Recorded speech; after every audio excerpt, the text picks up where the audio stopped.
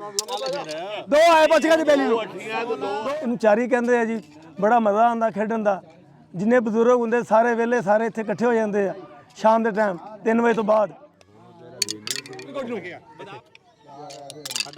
अरसे दराज तो खेडते आ रहे हैं लेकिन पहले नहीं सी इन्ना ज़्यादा पॉपूलर हुई, हुण तो बहुत ज़्यादा पॉपूलर हो गई है। हुण बड़ा मज़ा आता खेडन का जी। साडे वड्डे भी खेडते सी, दादे परदादे भी खेडते रहे, साडे वालो साहब भी खेडते रहे पहले।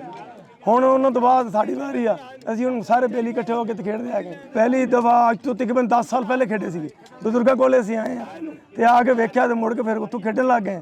भी इदां महल्ले के सारे लोग इकट्ठे हो जाते ना जी, नाले तो गपशप हो जाती है, नाले टाइम पास हो जाता वा, नाले एक दूसरे दुख सुख पुछ लीदा, एक दूसरे रिपोर्ट ले ली दी। पहले अजियां गोटा बनानियां पैंदियां 4-4 फी बंदे दियां, फिर असीं चारी बनानी पैंदी बांस की, बना के फिर उन्होंने वाह के फिर उहदे नाल खेडते हैं जी।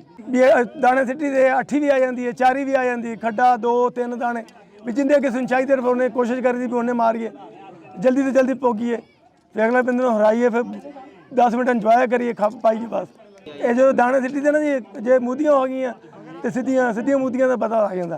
जे मूदियाँ हो गई तो फिर ठीक हो गई, जे चारे मूदियाँ हो जान, जे चारे सीधियाँ हो जान तो फिर चौका हो गया, चारी आ जाती है। ये तो टूरनामेंट भी अगे असीं करवाया सीगा।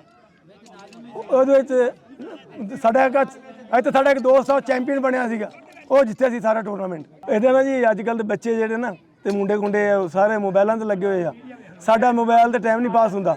एक साडे चाचा जी हैगे आ, जितदे तो छाला मारदे, जे हार जान तो बुखार हो जाता वा, वो चाचा जी दे फिर टीका खवा के लियाउने असीं, फिर उसदी तबीयत सही हो जाती है। इस वास्ते 8-2 लगदे आ।